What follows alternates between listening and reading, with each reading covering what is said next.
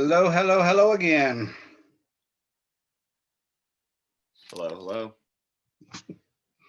Got more folks coming.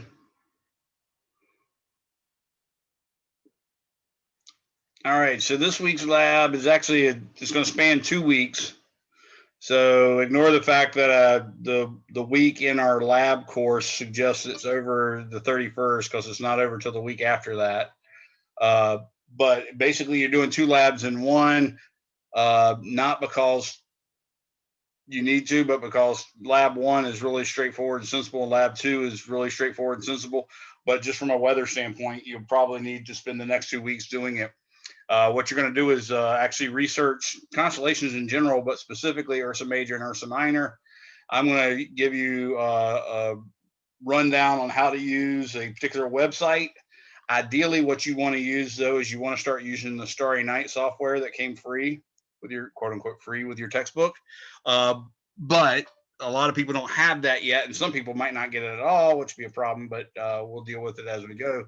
But you're supposed to have that Starry Night software, and that allows you to do a lot more stuff than the website does. But I'm going to show you with the website so everybody can do it. Uh, Still got people trickling in.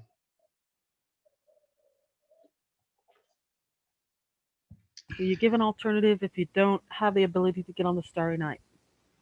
Yeah, the Heavens Above is an alternative. Uh, there's you can probably find Starry Night at least in an older version free on the internet. If you can't find Starry Night, you can probably find The Sky in a previous version, or you might be able to find Redshift or Skygazer. There's a lot of different planetarium softwares that are available on the internet, some of which you can find for free. My students are much more sleuthy than I am in terms of that. Their Google Foo powers are better than my Google Foo powers. So Starry Night does the Heavens Away does very good. yeah, what does? Heavens Above. Oh yeah, Heavens Above is good, and they've got a lot of other features other than just the planetarium, so that's kind of cool. Uh, Stellarium, yeah, that's another good one. All of those will work. The only thing is, since you'll have the software, or since you'll have some software, you can still make use of the labs that I do using the Starry Night workbook, but the instructions will be a little different. But if you know how to use Stellarium already, then you can certainly use that to more or less do the same things that our labs do. I think we got enough people here now to yeah, that was it. I think we got enough people now to go ahead and start. So I'm going to go ahead and share my screen. And I think I'll share that one. Okay, and yes, of course, as soon as I do that, someone's going to come in. I'm going to let them in. Okay, so I'll go here now. And now I'll go to my modules. So the first week, I didn't use a separate module because I didn't realize at that time our lecture and lab has a different enrollment. We normally don't do that, but because I am a brand new chair, I did not know that there was an extra thing I had to do to make the course and the lab link or have the same enrollment. So I don't know what I just did. I just made the screen sharing go away, and I did not mean to do that. Whoa, whoa, whoa, whoa, whoa. Come back. Stop screen sharing, go back. Okay, I admitted that person. I may have just asked somebody to unmute by accident because the window moved too slow. It's like, what? This is terrible. Oh, I'm so old. Why are you so old, Mr. Younger? All right. So these are the helpful documents and links. I am in the lab course. But anyways, like I said, we have a different lab course for this. I put all the helpful documents and links in here as well as the other thing. Notice there are, just to recap what some of the things that are available to you, this is where you should be able to link to the e-text if you bought the version of the textbook that included the e-text. That access code should give you access to that. This is my syllabus for my entire class, but it's also for my lecture and my lab. So it covers for the lab as well as for lecture. This is a link to my YouTube channel. This is a link to my Google Docs, which if you look at the video we made today, I think Autumn did a very good explanation of all the stuff you have to do to use the Google Docs. So make sure you guys do that so you can access it. Your e-text should be here. The learning aids are here, and they should be really, really good. I really like what Norton offers in terms of learning aids. If you ever get these windows and it don't load up, just click that little box up there. I've mentioned that before, but I want to remind you. So the student site has a lot of cool stuff like astronomy and action videos. So if you look in each chapter, you'll see there's certain videos that help you learn the celestial sphere, the calls of the Earth seasons, the phases of the moon, the Earth, moon, sun system. That stuff's good. There's astro tours, which again are sorted by chapter. So the celestial sphere and the ecliptic, Earth spins and revolves, the view from the poles, the moon's orbit, eclipses and phases. We didn't really talk too much about the orbits today, but I mean about the eclipses today. And then finally, there's interactive simulation. I shouldn't say finally, there's also flashcards, but those are pretty static. But anyways, the interactive simulations are good. So you can actually do phases of the moon, planetary orbits, gravity and orbits, tidal bulges, all sorts of cool stuff. So all that stuff is really helpful. So I definitely want you to check that stuff out, see what's available to you. At Play in the Cosmos, you're supposed to be able to click on that and just play. One of my students got a version of the access code that evidently did not give them access to that. You might be able to argue for it with Norton, but I don't think you can if you have one of those special ones. But anyways, that it's just extra credit, so it's not anything that hurts you for not having it. And it might not be worth spending the extra money to get it just so you can get the Astro points. But if you have it, go for it. It is a fun program. This is a series of lectures from an equivalent course. This is a series of lectures from an equivalent course. Actually, this one is the 132 and this one's the 131. Crash Course Astronomy by Phil Plait is good. Crash Course Physics is good too, but you only need some of that. And that's actually a calculus-based physics class, so it's not that helpful for my astronomy folks, except for some of the concepts. Now, while I'm at it, let me go ahead and show you two really cool things. You'll see in week 3, you're doing lab 1 and lab 2. It's not going to be due 131. These are going to be due a week from 131, and so I think that's 2/6 maybe. So just remember that even though it's in this week, these two are not going to be due until week 6. There will be a place on here just like the one on. No, I'll do it differently. I'm just going to make I'll make an assignment here for lab 1 and lab 2 to turn in. It'll be right here in this link, and you can submit the document. Remember, I only want documents as a PDF. I don't take Word documents. And I don't really want Google Docs just because the turnaround with me having to do an email and all that stuff. So I'd prefer you just to upload it as a PDF. So do all your work and you can actually type it in line with the lab that we're doing if you want. I would just suggest you change the font color from black to blue or something so I can tell what you wrote versus what was already in the lab. Okay. But your lab this week is really you trying to find the Big Dipper. And then once you find the Big Dipper, you're going to use the Big Dipper, which is actually called Ursa Major in the astronomy world, to find other constellations. So that's it. I'm trying to get you guys used to seeing the night sky. Normally, this is something we would do in the planetarium ad nauseum, but there's a plague and we can't do all that fun stuff. So let me go back up. What's that now? Is that posted on the Canvas? Yeah, it should be. Let's see. All I see for week 3 is the week 3 Astro Points opportunities, Oh, and okay. then You're chapter looking- 3 And I homework. You have to go to the lab. Yeah, you're looking in the window. lecture one. That's why. There's a separate one for lab that you should see, and it has like I forgot what it has. It has a different picture though than the one we have for the lecture. Scroll down to the bottom of all your little. There it is. Okay. Yeah. Gotcha. Just scroll I down, do you'll not find see it. You do not see it. So go to dashboard on the far left, Okay. and then scroll down and look for another one with a photo, and it'll have like LO2B or LO4B. LO2B is this one, yeah. Okay, thank you. No problem. And you can drag all those too. You can drag them and Yeah, put you can them in move them to a spot. better place if you want, so you don't have to scroll down every time. All right, thank you. I didn't know you could drag them, though. Thank you for telling me that, Autumn. I've been doing the brute force move. Yeah, no, I've been also color coding them too. Yeah, you can color code them. You can make certain ones disappear. You can change their names, all sorts of cool stuff. So let me show you what we're going to be using as a thing you can use. Don't necessarily have to use if you have Stellarium or Starry Night or the Sky or Redshift or Skygazer. Any of those you have, you can use it. But this is one that everybody will at least be introduced to, and you can even compare the results from the two. Notice it says Heavens Above Online Planetarium. And this link is a link to constellations that I think is awesome. So I'm going to show you some stuff from it as well. But let's go here first.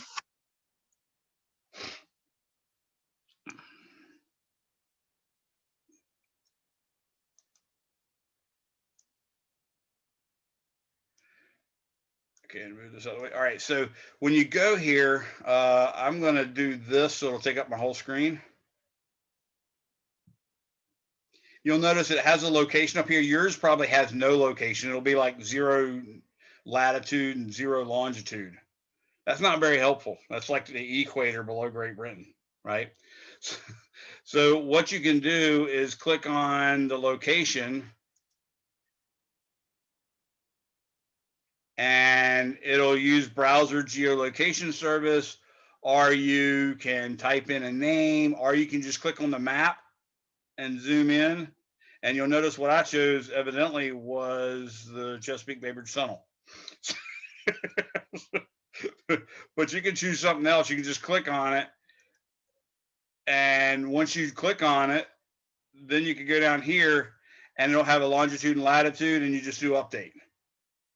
So that's how you set it to anywhere you want. And then when you get back, you can set it to any time of day you want. So you don't have to set it to that particular spot in Virginia Beach. You know, if you're observing, say, in Suffolk, then by all means do it in Suffolk. It's not going to matter that much over the Tidewater area, but it will make a little difference, and it's just kind of neat to do it. And you can zoom in and stuff like that. Or you can just use your Google Earth and get the longitude and latitude from your phone for your particular location. Don't turn that into me, because I don't want, I don't want me to accidentally leave your paper out somewhere and someone get a longitude and latitude to someone's house. So don't use your actual house, but use, wherever you're going to observe would be nice. Like I said, I don't want you to feel obligated to turn in anything that tells me exactly where you live, because I don't want to be a suspect in something. Anyway, so now once I go back, I think I can do it by this. I've already got my location chosen. Notice it's roughly the Chesapeake Bay Bridge Tunnel is where I'm at. And this thing has a lot of cool stuff. I've got the fonts that really small here. Let me turn it up a little bit.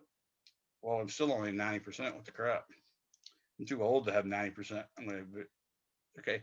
So you can see a live sky view. You can do a login, and if you do a login, then every time you log in, it'll automatically take you to your location. I've never gotten junk mail from them, even though I have a login. So if that's something you're interested in doing, by all means, I haven't had any pains in the butt from it. They haven't sent me ads or anything like that. You can predict where the International Space Station will be. You can find certain satellites, North Korean satellites, the Hubble Space Telescope. All that's cool stuff, because you can actually see them with your eyes just looking in the right place at the right time. So those are all fun things. What I'm going for, though, is down here. Now, you notice there's also solar eclipses, interactive sky chart, old sky chart, sun, moon, planets, all sorts of cool stuff that someone's taken a lot of time to create. What we're going to use is the interactive sky chart. If your browser or computer is particularly old, you might need to use the old version. I haven't found anybody that needed to. But I'm going to go ahead and click on the interactive sky chart so I can teach you how that works. You'll notice it looks a little bit like the sky charts in the back appendix of your textbook, in that they're circles, right? They're a circle. And not only that, they have this weird case where north is here, but east is on the left and west is on the right. That's because these things, also called planispheres, are really supposed to be viewed over your head. So they're meant to be held over your head. And when you do that, then obviously if you hold this over your head and you look to the north, then you know east will be on your right, which makes sense now because it's on your head, but otherwise it looks kind of stupid. So this is bigger than I want it to be. Now I remember why I made the font so small, so you can fit the whole sky in there. So the deal with this is the center is supposed to be your zenith. So if you look at the line between west and east and north and south and find where that intersects, that's your zenith. So you can see for our zenith at this time of day, notice the time right now is January 25th, 2021. That's today's date, but the hour is 1:14, 1:13 p.m. That's not the best time to observe stars. It's been my experience. 1 p.m. in the afternoon, right? So yes, Deneb is directly overhead right now, but we can't see it, so it don't help. Now that's a good thing because it turns out that Deneb, which means tail, it's the tail of the swan, Cygnus, Vega, and Altair. Those are the three stars that make up the summer triangle, and we're clearly not in summer, so it would make no sense to call this the summer triangle if it was up right now. It is up right now, but it's up during the day, so you can't see it. So I'm going to now change this time to, let's change it to 9 p.m., which should be 21 hours. Okay, so I got 21:15. That's plenty fine. Now, if you look, you can see the orientation. The big thing again is, remember, the center is the top of the sky. That's where it's uncomfortable. You have to look up so high that it's uncomfortable for your head to bend back. That's what your zenith is. This blue meets gray is your horizon. Okay, so this is the lowest part in the sky, and some of the stuff in the blue you won't be able to see either because of trees, buildings, street lights, cars, all sorts of stuff. But as you go further radially towards the middle, you're getting higher in the sky. So what this tells you is the head of Draco should be slightly west of north at 9:13 p.m. tonight, but Polaris should be, in fact, about 37 degrees high above the northern horizon, near North Point. Not only that, you should see, remember this is meant to be held upside down, you should see it going down and to the right. Notice that's down and to the right, not down and to the left. Okay, and then you should see on the right-hand side of Ursa Minor, you should see Ursa Major. These two front dipper stars, Merak and Dubhe, form pointers that make a pointer that point to the North Star.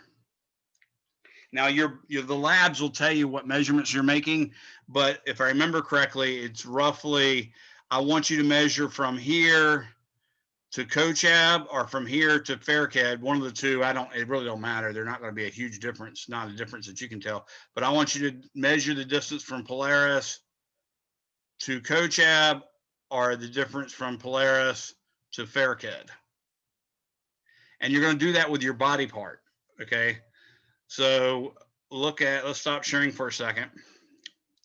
And let's look at me, so the pretty snow, okay?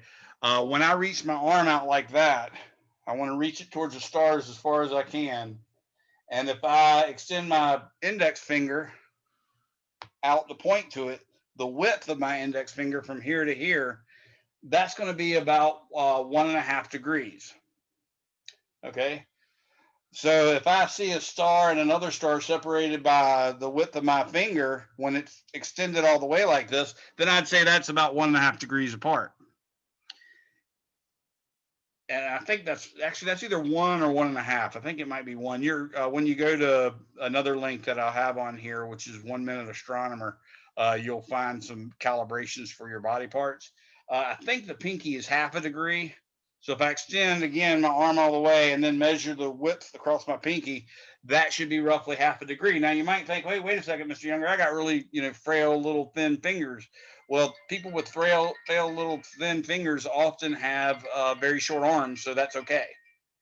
Okay, and people with big, sea monkey type fingertips tend to have very long arms. So it all works out in the wash, basically, on average. A large person has large hands and long arms, in other words. So this is about 0.5 degree for the pinky. Again, you got to make sure it's extended all the way. If you're doing your arm like this, you'll get a much different angle. But you want your arm extended towards the stars, and the width of the pinky then is about 1/2 degree. Width of the index finger is about 1 degree. Again, y'all can Google this to make sure I'm right because I'm just roughly remembering. And this is about 2 degrees or 1.5 degrees, something for the width of your thumb. Again, reaching all the way out like you're supposed to, okay? There's another width for, say, knuckle to knuckle. Another width from fatty to fatty, you know, the size of your fist. Another width for a fawn symbol from here to the edge of your, you know, a fawn symbol for those of you who are 84 years old. And then there's another width. This one's like 30 degrees roughly from the tip of your pinky to the tip of your thumb. Again, they always have to be at full arm's width. So that's the body parts you can use to measure. If you want to get fancy, you can actually make an astronomer's bow, which you'll see a link to in my lecture portion of my course. Or if you guys aren't in my lecture, you're just in my lab, let me know. I'll send you a copy. But you can make an astronomer's bow. That's kind of neat. Basically, you take 2 meter sticks and you put them together like a T. And then you make sure the distance from the end to the center of the T is a very specific measure. And if I remember correctly, it's like 21.125 inches or 29.125 inches. If you do that, then each inch is 2 degrees. But then you have to take this end, because it's like a T like that, you have to bend it to make it look like a bow. And then you tie it with a string, say from here, or excuse me, from here to the end of it, and then from here to the end of it, so that it's all the same length, that 29.125 or whatever the measurement is. If you do that, then each inch across that is 2 degrees, and you can get very precise measurements. Okay.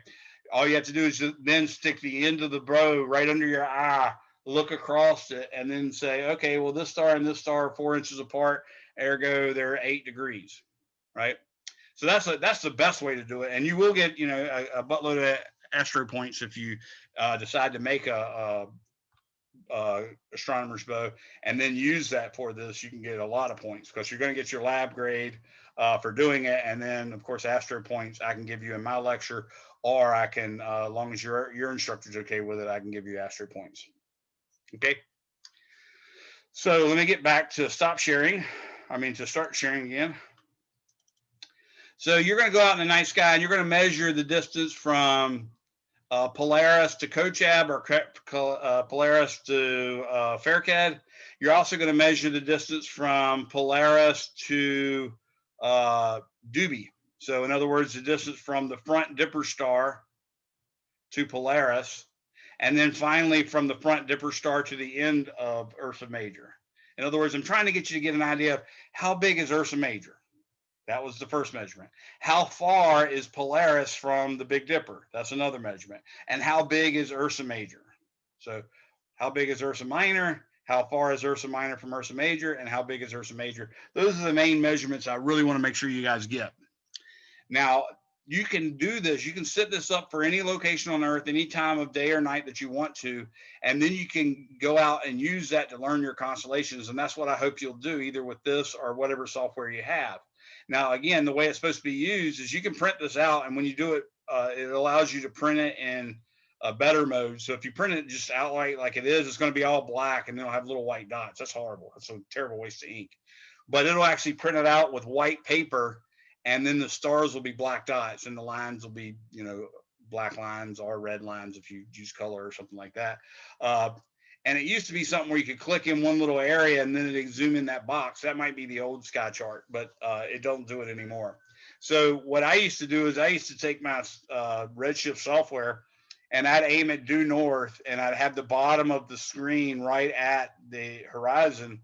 And then I'd take a printout of a rectangle of due north, and I'd take a printout of a rectangle of due east, and then another one due west, another one due south, and then one for directly overhead. And then I'd go out and look for those stars. That's the best way to learn constellations. Okay. Now, if you also have a cell phone, there's software you can use. I have, for instance, my astronomy software includes, let me stop sharing again and turn to my camera. You'll see I have Skyview. It's kind of hard to see, but Skyview is one of them. I have the moon. That's pretty good. I also have Sky Safari, and Sky Safari is the one that we use to run our planetarium, or excuse me, our observatory telescope. We have a 6-inch Takahashi, which is a really high quality research level refracting telescope, and we run that telescope with Sky Safari, which is this one right here. Sky Gazer, or excuse me, Sky View is another one you can get. Actually, the one that I think is best is Google Sky. But Google Sky at one time wasn't available for the iPhone, so I stopped using it. It might be available again now. I'm not sure. There's an ISS spotter. You can see that. So that's to help you find the International Space Station right there. NASA just sends out photos every day, and you can see cool stuff, and it tells you some science stories. And there's also Solar Walk, which is a nice software that can allow you to do all sorts of things with the environment, and whether it be about global warming or astronomy or whatever, it has all sorts of cool stuff in there. I use predominantly Skyview, and the reason I went with it, I thought it would be really cool because it allows you, sort of like Google Glass, it allows you to look through your camera with an overlay of the constellations on it. Turns out it sucks. Okay, I thought it was going to be really cool, but the light of the phone is so bright that you can't really see anything. But all of these softwares are correct in that they all work well and know exactly what's up at what time and what day. It knows where you are and all that stuff. So all that's correct. The sad part is they don't necessarily get the directions right. So if I hold my phone up like this, I know if it's right here, I know it's pointing due north. But according to this, it thinks I'm about 10 degrees west of north. And I know for a fact I'm due north because I've measured it numerous times. So that doesn't align very good with the software. So you can't assume just because you aim your phone in the direction of a constellation that you're looking exactly at that constellation. You're probably pretty close. And if you take time to calibrate it like it has you do sometimes when you first start up, you have to do some stuff like this. It does a little better, but literally the next time you do it, you'll have to calibrate it again. What did you say like those apps were? Because I looked up Google Sky on my app store, and unfortunately, I don't think it's available for iPhone. Okay, that probably is the case. Skyview is the one I'm using, and the moon is nice for the 131 course because my students have to track the moon. But this Skyview, I mean, like right now, I'm looking towards the ground, and there's a SL-16 rocket body that I see going through Leo right now. I look next to that, I see a SL-16 rocket body, SL-16 rocket body, and I think I see the Hubble Space Telescope. Nope, that was Cosmos 1987. So you can see all sorts of cool satellites and stuff like that, International Space Station, all these software. Here's a Russian satellite. So all sorts of cool stuff you can see just by looking at different areas of the sky. Again, you're not necessarily looking in exactly the right direction, but the key thing is if you can find that constellation, then you're in exactly the right spot because it's correct as far as where the things are with respect to constellations.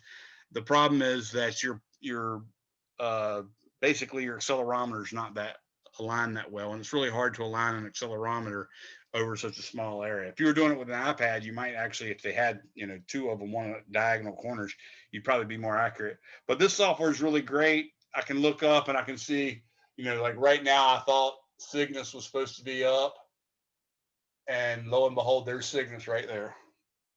And that's fairly correct as to the direction I should have seen it.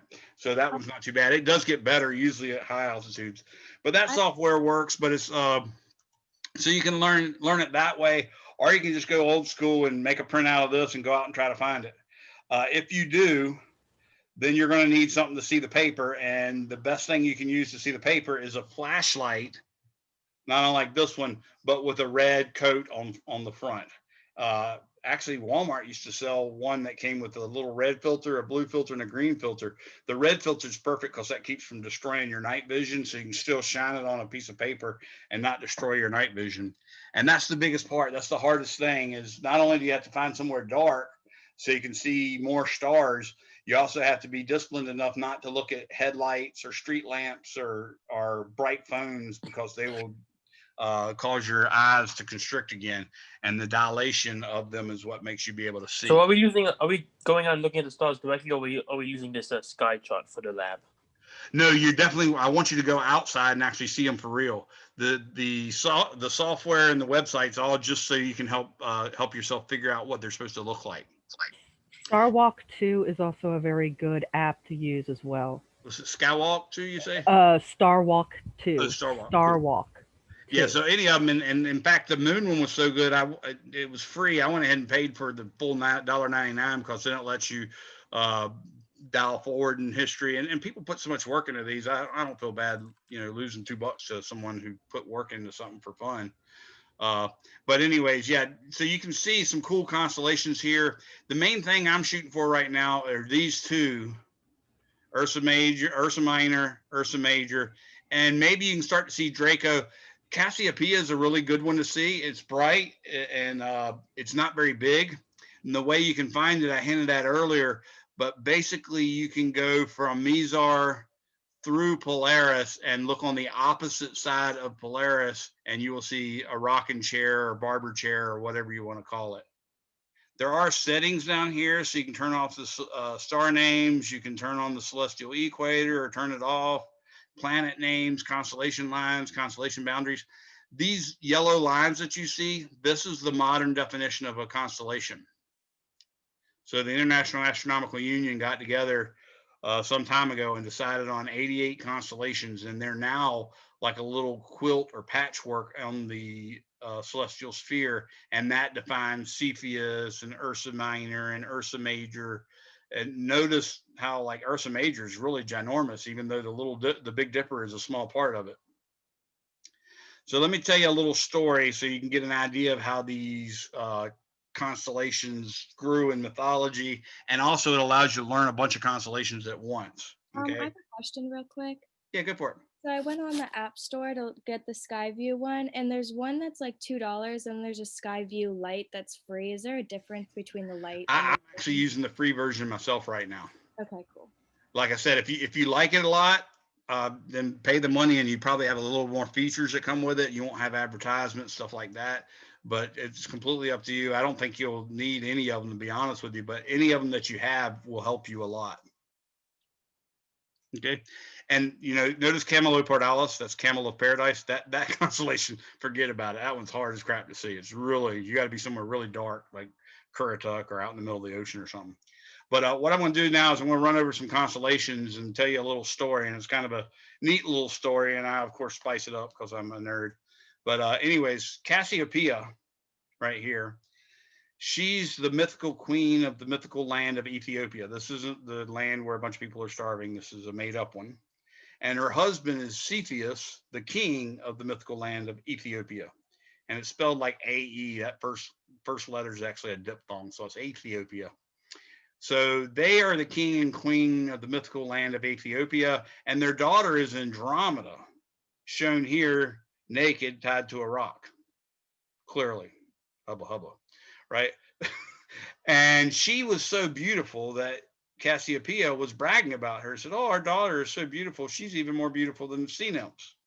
Well, the sea nymphs heard this because Ethiopia is on the coast, and that kind of offended them. So they went to Neptune or Triton, whichever mythology you're believing in, Roman or Greek or Roman, and they complained, and they went to Zeus or Jupiter, whichever one, again, Greek or Roman you want to believe in. And he decided, okay, well, I'm going to send a horrible devastation to the pretty little land of Ethiopia in response for them insulting our sea nymphs. So poor Ethiopia suffers famine, floods, locusts, plagues, all sorts of horrible stuff happens. And finally, Cassiopeia and Cepheus are beside themselves. They don't know what to do for their land. It's just going to crap. So they go to visit the oracle at Delphi.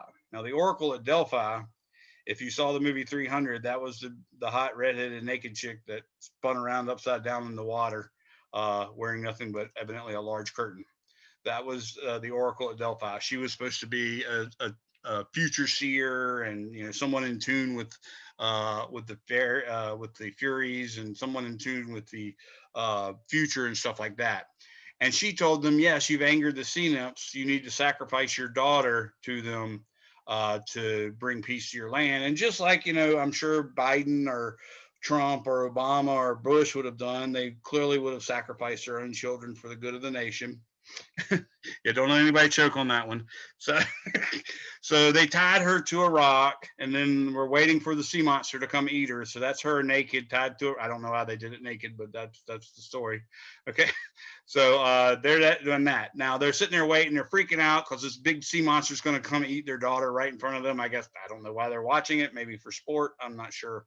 But meanwhile, this dude over here, which you might know of as Percy Jackson and the Lightning Thief. Okay, his name is Perseus, played by Pierce Brosnan, I think, in one movie. He's also the same thing as Conan, not O'Brien, but Conan the Barbarian, played by Arnold Schwarzenegger in the late 70s, early 80s. I can't remember. But he had just finished a battle with a Gorgon. Does anybody know of any Gorgons? One who has a famous name, weird hair. Medusa, yeah. Medusa, yeah. So he just finished the battle with the Gorgon Medusa. And in fact, he tricked her into looking at her own image, and she turned to stone. He cut her head off and stuck it in a bag. And, you know, what basically it's like looking at your mother-in-law. If you stare at her, she can turn you to stone. Sorry, I like to mix in some Flintstones era anti or majorly sexist jokes every now and then just to keep the people honest. So anyways, he's flying by on the winged horse Pegasus. See Pegasus here, that great square of Pegasus? His head would be going this way. Actually, no, his head's going sort of this way. Yeah, I was right the first time. His head's going this way, the legs are going this way, and this is Andromeda off the side. But that's the flying horse, winged horse Pegasus. You might know him from the Barbie movie. That's where I know him because I have two daughters. But the winged horse Pegasus is flying through the sky with Perseus and his bag of deadhead on his side. And he looks down and sees a beautiful naked woman. And, you know, being the gentleman that he is, he goes to check it out.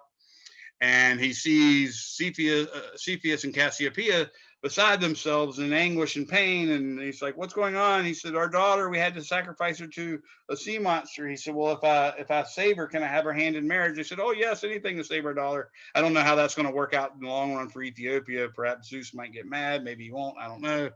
So anyways, he immediately pulls out the mother-in-law head, the Medusa head, and about that time, the sea monster's coming. The sea monster instantaneously turns into a stone, and that stone is now the Iberian Peninsula, which is basically the Allstate rock. Get a piece of the rock for potential and all that stuff. It's basically those big two mountains where Spain cuts off the Mediterranean.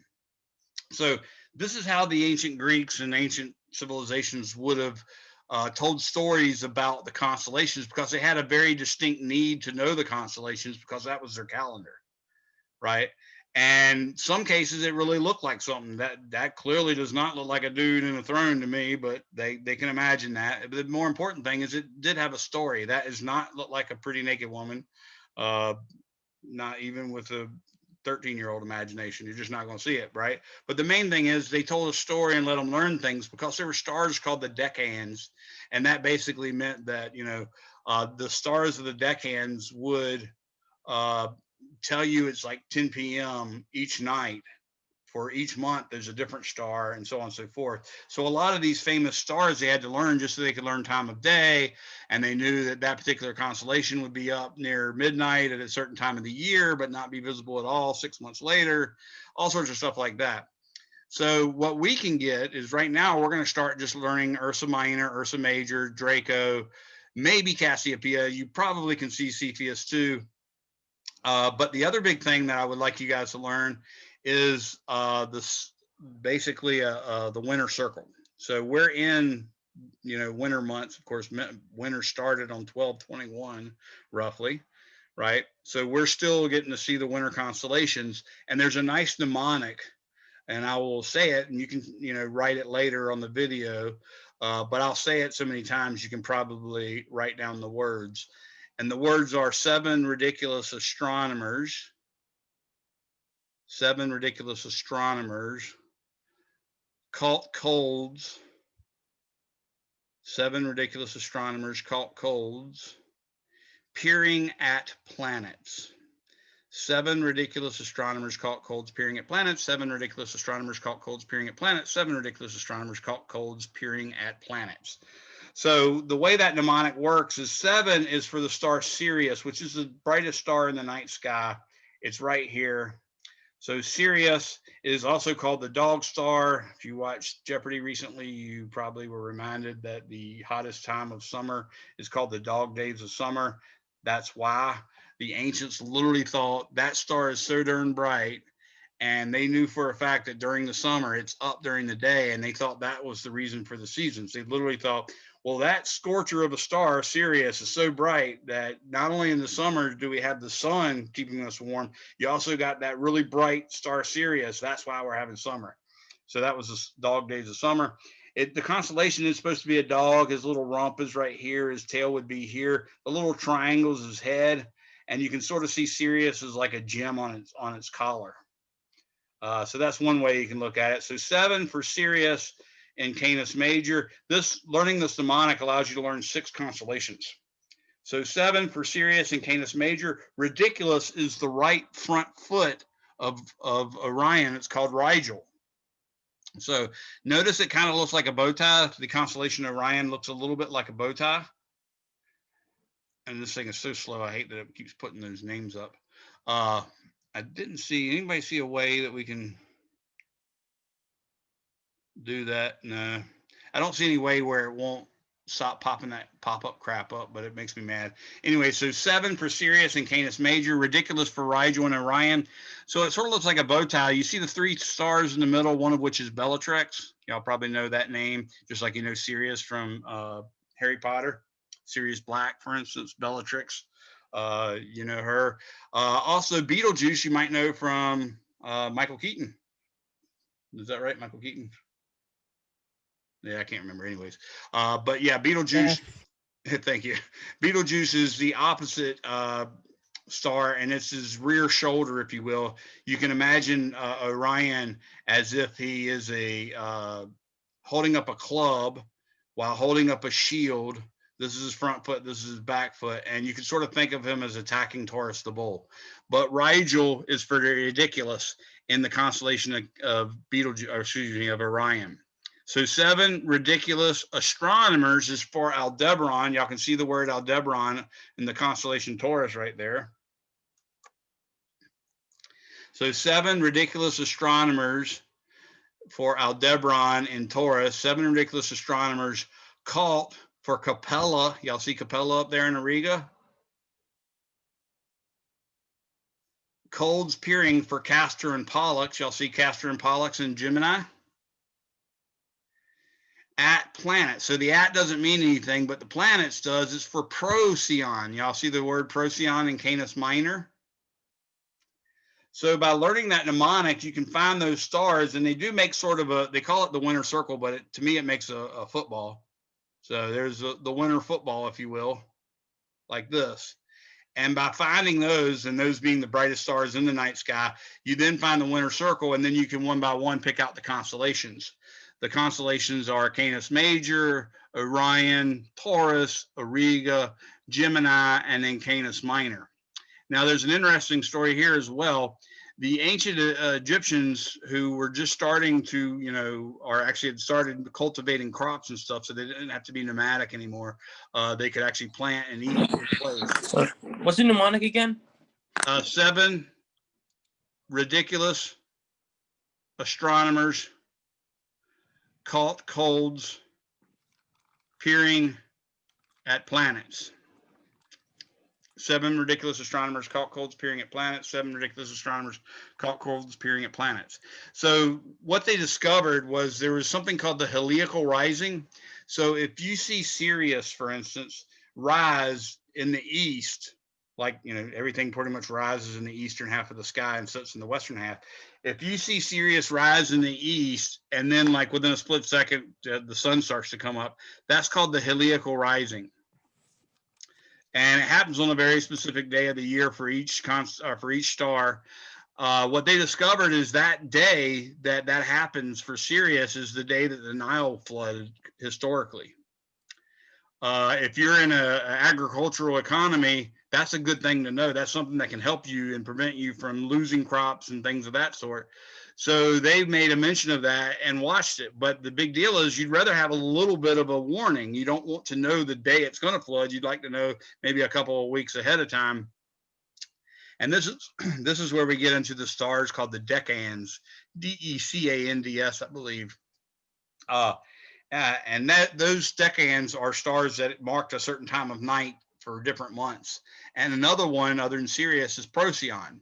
And Procyon literally translates to before the dog. Scion is a dog and Pro means before. And the reason why it's named that is they discovered that Procyon had a heliacal rising about 2 weeks before Sirius. So yet another cool way astronomy was able to help ancient civilizations. And you can still do those things now. If you want to know when the Nile is going to flood, wait for Sirius to have a heliacal rising. Or better yet, don't even wait. Just pull it in your software and find out, what day does Sirius and the sun rise about the same time. And you'll see about 2 weeks before that, Procyon will do the same thing, so on and so forth.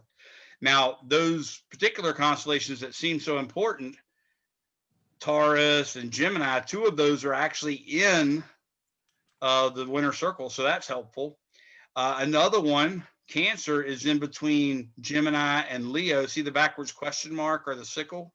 That's Leo the lion. Okay. And then between Leo the lion and Castor and Pollux, in fact, right between Regulus and Castor and Pollux is the center of sort of 2 triangles, if you will, and that's Cancer. So that's supposed to be a crab.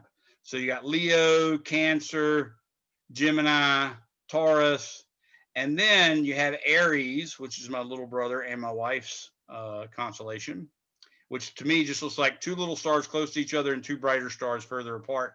But in fact, it goes over to here and there's a little tail and it's basically like a lamb or something. After that, this, pardon the anatomical leanings, but this to me is an ovary, and that right there is an ovary, and this is a fallopian tube, and this is a fallopian tube, and this is not anywhere anything like a uterus, but the rest of it fits pretty good. So that's Pisces.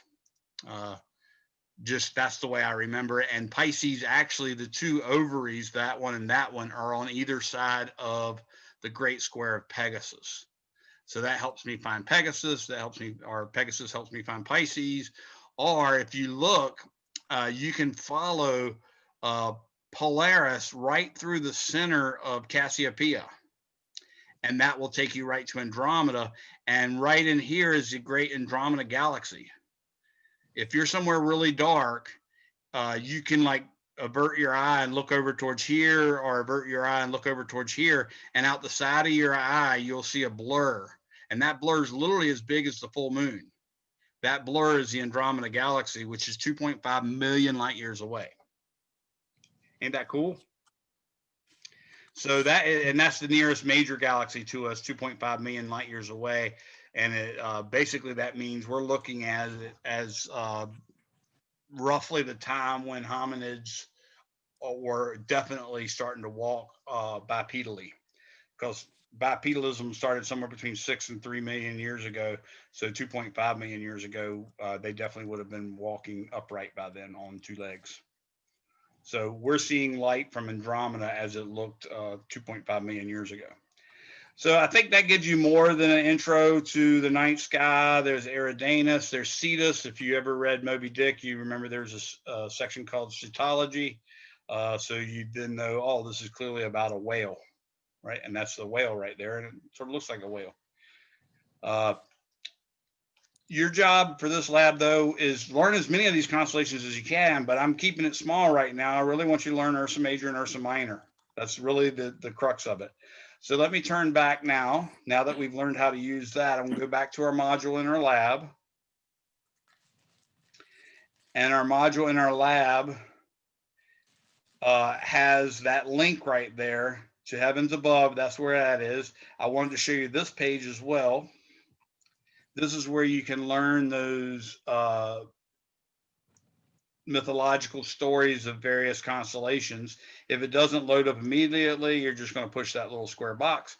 And there's the 88 constellations in alphabetic order.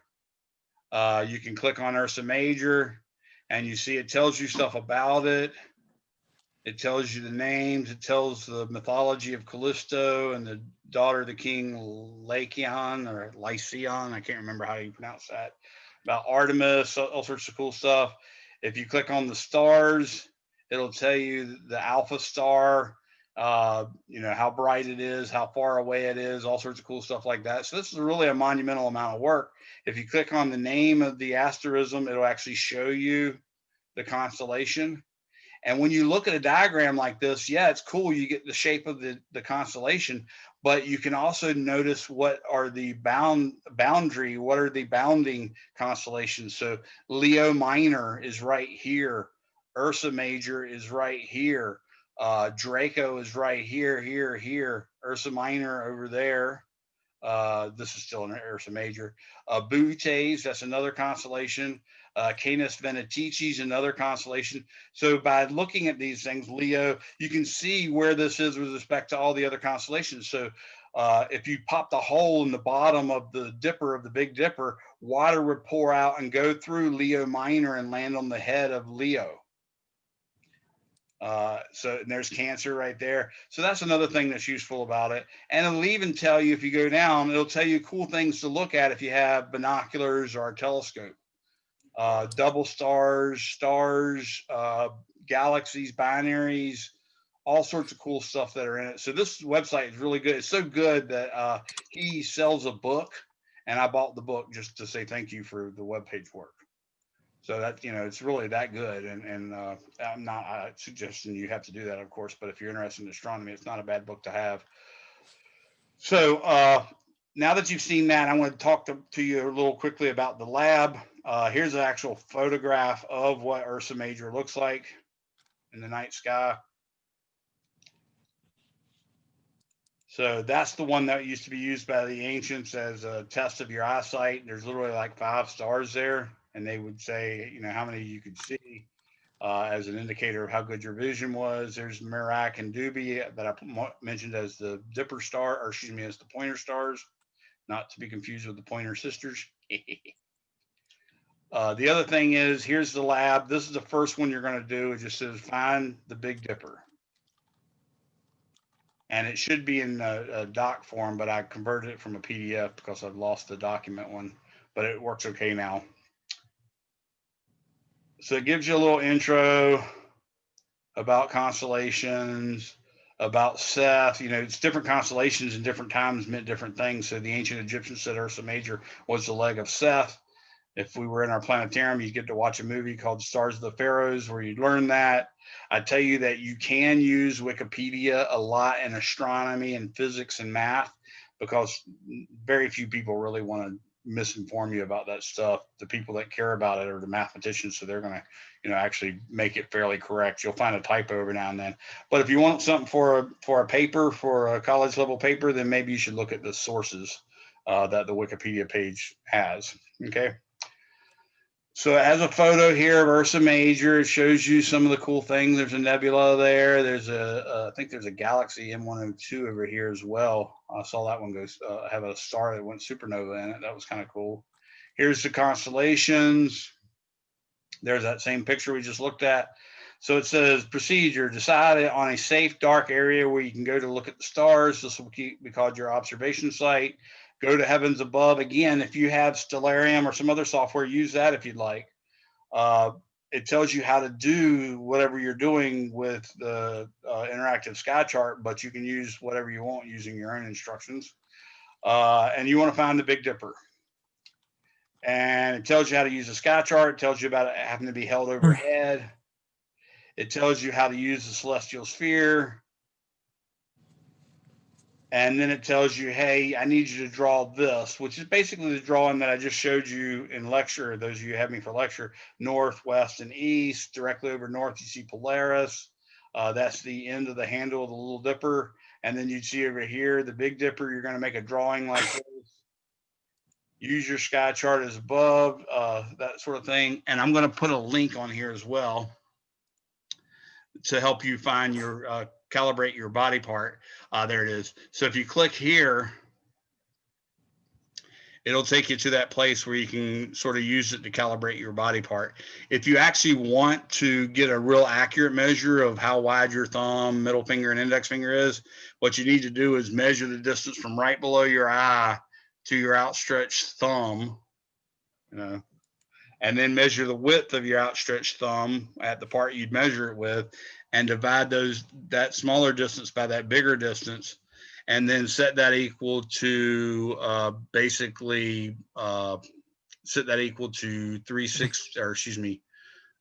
pi over 180, and that'll give you the number of degrees. But they say a pinky is 1 degree. This is 15 degrees from here to here. This is 25 degrees from here to here. 10 degrees across your fist, 5 degrees across 3 fingers. So that's what you're going to use. If you're way out in left field, like, you will find a lot of things that look exactly like the Little Dipper is supposed to look like, but they'll be too small or too big. So that's why you use that. Anybody have a question?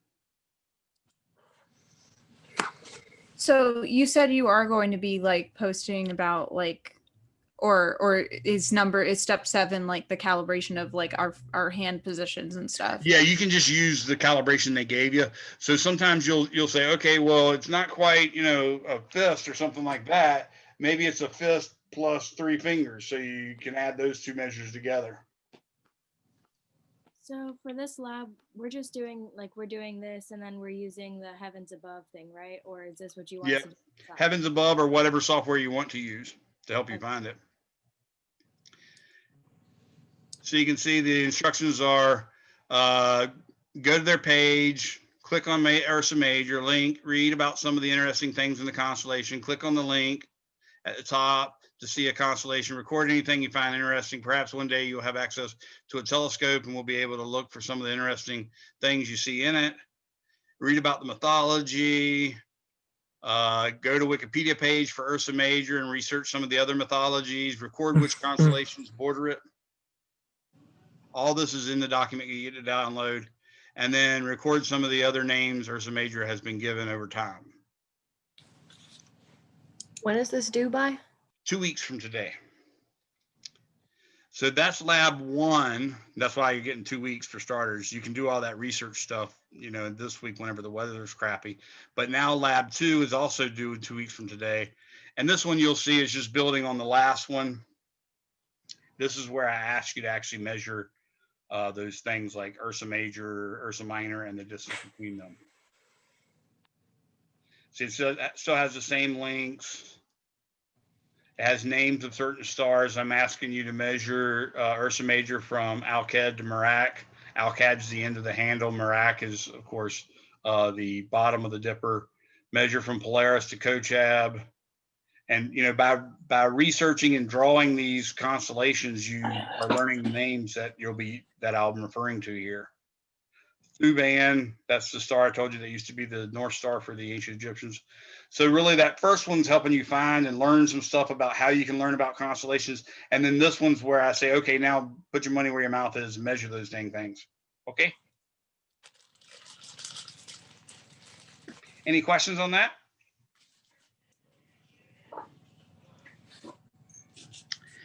That's it. That's all you have to do for lab this week. Your lab basically runs from 1 to 350, so I'm yours for as long as you guys want. I think far as everything else goes, we've got chapter 3 done. We've got the reason for the seasons. The only thing we didn't really discuss was, and some of you obviously aren't in my lecture, the only thing we hadn't done is talked about eclipses. I think you can get that from the Crash Course Astronomy by Phil Plait. You can also get it from your reading. And you can also get it from my videos on on YouTube channel. Okay. So we're really done with chapter 2. We're going to start chapter 3 next time, and so on and so forth. So does anybody have any questions? I do, but not about the assignment. Go for it. So, I was on the Canvas earlier and I was like, okay, what does this button do? And I tapped the syllabus down on the side, not the document. Oh, yeah. And there's a whole lot of stuff in there, and that scared me. And I don't know if that holds any importance or not. No, I suspect what happened is last semester I taught a completely online one semester course, and that's sort of been contrived. So I'm gonna hide that button. Your syllabus is just the syllabus that I gave you in lecture. Gotcha. And far as lab goes, if you guys are doing if you show up for lab every day and you turn in the lab, then you're going to get 100. If you miss one day, you're going to get 100. If you miss 2 days, you're going to get a 90. Okay. If you miss Okay. 3 days, you're going to get an 80. That's how the lab is graded for my lab. Gotcha. I have a question. Yes. I'm sorry. I guess I just haven't really been paying attention fully, but we don't have to do anything outside this evening, correct? You can't really, because it's going to be too cloudy and stuff. But what you want to do is the first time it does become clear, you want to go out and do that. And by the way, you can use that software and change it at different times. So like if you don't get off work till 9 or 10 o'clock at night, then you might have to look at 11 o'clock because that's what time you get to go out. Just be safe. Like I said, I'd prefer you guys to get in groups and go out together so y'all can, protect one another, and let somebody know where you're going and how long you expect to be gone, just in case something happens. But really, the thing that could happen most likely is animals. Not if you go somewhere dark, your problem's going to be animals, not villains and rapists and horrible Okay. people or something. So, Um, but still be careful. all right. Well, I have COVID, so I can't leave my room or my house for another 11 Well, that's a days. bummer. So, did you want me to I can try to do it out like anything outside of my backyard if that's Yeah, you can do the research part now, which is just looking at the constellations. And yes, if you can do it out of your backyard, if it's even dark enough, you're fine. I don't mind you doing it in your backyard. If you got a lot of tall trees, that might make it hard to see Ursa Major, because Ursa Major is like this. If this bottom line of the window of the screen that you're looking at is the horizon. So if you got a lot of trees, you might not even see, but maybe the top two stars, Merak and Doobie. That's the Okay. only difficulty. Okay, well, whenever I try to go do it, if there's a problem, I'll just email you. No problem. I hope you feel better soon. I had it 2 weeks ago, so yay for us. Yes, COVID party. Thank you. Yeah, I got vaccinated last weekend too, so that's kind of cool. Anybody else? I had a quick question. I noticed now in the like modules it showed up, but I want to say like on Friday or Saturday when I went to go do I think it was SmartWorks homework 2 or whatever, for like chapter 2 or something. It didn't show up in the modules, but it showed up in SmartWorks. But when I went to go do it in SmartWorks, it said that like since I didn't click it through Canvas, like the grading was going to be a little wonky. Oh yeah, don't ever go anywhere without going through Canvas first, because that means I might not be able to ever get your grades.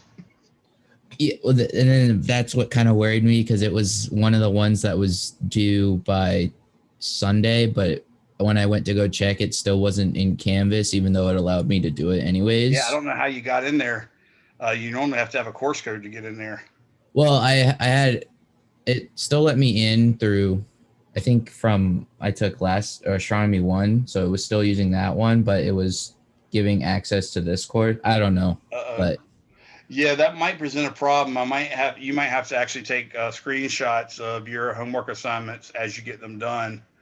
But we'll see if give it till after midnight after you submit an assignment, and if you don't see it the next day, then yeah, we're probably going to have you take snapshots. But yeah, don't ever go through. Nobody else either go through anything other than Canvas to get to your smart work page, because it's going to basically prevent me from getting your homework grades. Oh, I just noticed that. So I have 100 for chapter 2, but I don't have any grade for chapter 1 for smart work. Yeah, that's why. That's why everybody was supposed to go through smart work. You're gonna have to be turning that in every time, and that also means that your grade in Canvas is never going to be accurate, because you'll have to calculate it yourself, because it's not coming to my Canvas. That's weird, because I went through Canvas and I still don't have the grade up. Well, it might just be a delay or something, in which case, I'd be tickled with it. I don't know what happens once you've done it once, does that permanently screw it up, or is it just screw it up for that assignment? So we'll see, but it should show up in there. I'll have to investigate both with Norton as well as other students and find out what's going on. I had one more question, because now Yes. that I'm looking in the grades, if it would load, because now it's being slow. But under the assignment, give me a second when it loads, and then I'll ask my question. Gotcha. It says, okay, so it popped up, and it says their assignments for chapter. There was like a test 1, chapters 1 and 2. I'm assuming that was not done yet, but it said it's missing because it was due December 12th. Oh yeah. So that's a previous semester stuff. Basically, there's no easy way to get rid of old assignments in Canvas. So sometimes they show up. I will have a page in my lecture portion of the course that shouldn't show up at all in your lab. Okay, but again, the gradebook might have it. But in your lecture portion of the course, there will be a section called practice tests, and there's a section called online tests. And the practice tests are optional, but I do give you credit for taking them. And then the online tests are required, but they only pop up when they're available. And, I usually have some fanfare about it, like I'll send you an email, hey, test 1's up. You got till such and such to get it done. You get 3 attempts or whatever. Okay, so the problem probably with SmartWorks Chapter 1, in your gradebook, you have that posted twice. I'm surprised it's not more, but that would be part of the problem. And that's probably why it's not showing up for grades. It's not showing up in either one then when you looked at two? I just checked chapter 2, and it did show up for chapter 2, but it's not showing up for 1. I see chapter 2. I don't see chapter 1 or 3, which I have completed. Okay. Yeah, same. And then SmartWorks is also telling me that my chapter 1 is overdue, even though I finished it on Friday. And it says it's completed. Yeah, same here, but I wasn't going to worry about it because I did it through Canvas and I didn't want to just you got to take a snapshot of that showing not only the grade but what date you completed it, and send that to me, and I'll just put it in. I'll have to put it in manually or something. Do you want us to send it to you through email or inbox? Through email, please. Okay. And those are JPEGs, so I don't mind that either. JPEGs are not a problem for me, even though they, in principle, could bring an virus of some sort, but so far not. So, anybody else have any questions? Well, we'll see what we can figure out about that gradebook thing. There's a way I might be able to sync it. I'll give it a try and see if that works. But until now, just make sure you send me yours. That way I'll have it as a record so I can make sure y'all get your points. Cool. Anything else? All right. Well, everybody's free to go. And like I said, I'll wait for the last person to leave, and then I'll go. Around Thursday, between Thursday and Saturday, you guys should be able to see the stars. That's cool. But we still have chances of it's going to be like this the whole time. Yeah, it's supposed to be pretty ugly. I've told them before, I should mention again now that I'm on recording, is remember, if you go somewhere right before sunset, look which direction the sun goes down. That's generally west. Of course, right now we know it's slightly south of west. But if you just looking west and you turn to the right, then you should be looking toward the north at that point. And that's where you want to look for Polaris, which probably the first thing you're going to find is the 2 stars Merak and Doobie that form a pointer that point to Polaris. And then when you look at Polaris, your phone should probably agree that you're looking due north if you're looking at the right thing. And it should be about 37 degrees up, which would be this plus maybe a fist in height. So if you put this out where the horizon is and put this on top, that's roughly how high Polaris should be. Yeah. Yeah, hopefully we'll have better weather next week. And like I said, if it turns out that I don't get enough days of good weather next week, I'll delay the turning in of the second part of the lab. So have a good one, folks. How would I email you again? What did you want in the subject and whatnot? Start with NAS 132 and then write lab. That would be helpful since I now know that different people are not in the same lecture and lab.